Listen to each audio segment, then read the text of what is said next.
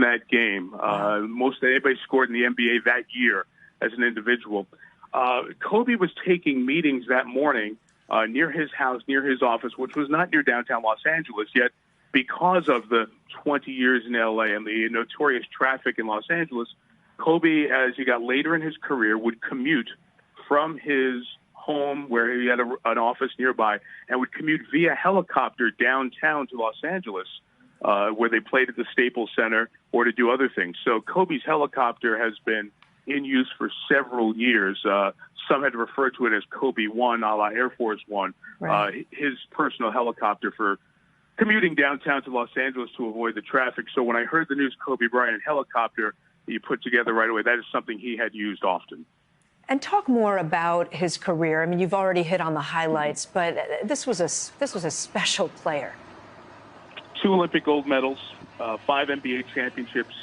In his 20 years, he was an all-star 18 times, which is the second most in the history of the league, and as I said, was 4th in points.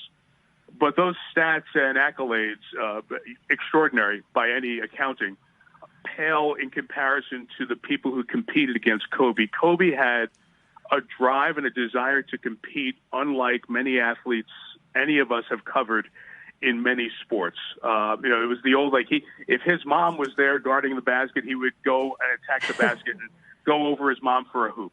That was Kobe. He had he was nicknamed the Mamba, and it was known as a Mamba mentality. And you've seen him talk about it to many athletes in various sports, ranging from other NBA players to teammates to college basketball players and women's college basketball players of the current day. They all have been inspired and in some way pushed by Kobe Bryant's mentality to be that extra level of great. And you've been showing the pictures of Kobe here on the screen, and one of them is with his daughter. His daughter is one of the 4 daughters, was a very good young basketball player, and we've seen lots of shots at NBA games the last 2 years of Kobe talking basketball and other things with his daughter, and that's just one of many heartbreaking aspects of this unbelievable story. Unbelievable. We didn't believe it in the newsroom when we first started hearing reports, Mike. A wife, Vanessa, and 4 daughters. Just to note, NBC News has just confirmed the passing. We're no longer attributing this to the LA Times. NBC News has spoken with the city manager of Calabasas, California, confirming Kobe Bryant died in a helicopter crash. You see the wreckage burning there in the background of that shot. This was about 10 a.m. Pacific time, so that's about 1 p.m. Eastern time today on a Sunday. Mike, what will happen now? Are you hearing yet from any giants, other giants in the world of basketball or sports? I assume there'll be an outpouring of grief. There will be, Kate, as is the case in 2020. This news often transfers around the country much quicker than it used to because of social media, and just seeing the reports and comments of some on social media, it's complete devastation emotionally for so many people who were inspired by Kobe. And undoubtedly, as you watch not just NBA games, but I think games in any sport over the next 4, 5, 6 days, you will see emotional tribute. You'll see Kobe's number, either number 8 or 24. He wore both in his career. You'll see them on sneakers. You'll see players wearing them if they can.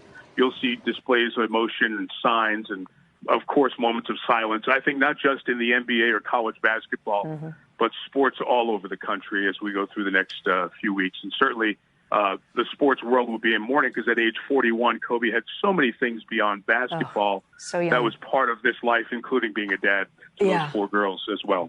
So young. Mike Tirico, will you stay with us on the phone if you don't mind? I want to go to some sound that we've just been able to turn around.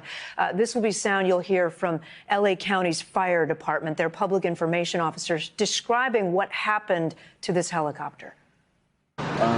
Still early on in this incident, we received a call just before 10 a.m. this morning, L.A. County Fire Dispatch, of an aircraft down here in the Malibu area right off of Los Virgenes. It's essentially Calabasas, right off of Los Virgenes Road here. And apparently some folks were out here mountain biking this morning and saw an aircraft in distress that went down into the hillside.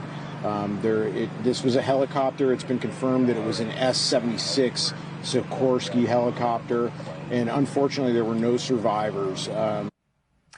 Again, we're here at NBC News in New York. I'm Kate Snow, and we're reporting on the tragic death of Kobe Bryant, killed in a helicopter crash, along with 4 other passengers. We don't yet know who those 4 other passengers were. I want to go back one last time to Mike Tirico before we go back to sports. Mike, of course, is our sports anchor. Mike, this is a person who, to me, seemed like a mentor to others, seemed to really care about the future of the sport. Kate, that was definitely part of the final chapter of Kobe Bryant as a player and then emerging into as a businessman over time here. There were times, go back to when he and Shaquille O'Neal, in the year after Michael Jordan won 6 titles in 8 years, the next 3 years were dominated, a 1-year space in between, by 3 consecutive titles with Shaquille O'Neal and Kobe Bryant. And a lot of the story was after that, could they get along together, and that they were maybe too big for each other. And in a later chapter, as Kobe won another title after that, 2 more titles after that in 2009 and 2010, I think after that you started to see Kobe become more of a mentor to some of the players he was around, to the star players in the league. And certainly in this business venture that was the end of his career in post, Kobe was trying to help his people who touched him, really, as a platform to tell their story and to do good storytelling. He was involved in some media projects as well. I was very much involved in the next chapter. Mike, there were a couple of films, Dear Basketball and Kobe Bryant's Muse. I believe he won awards for at least some of that work. So that was part of his latest chapter.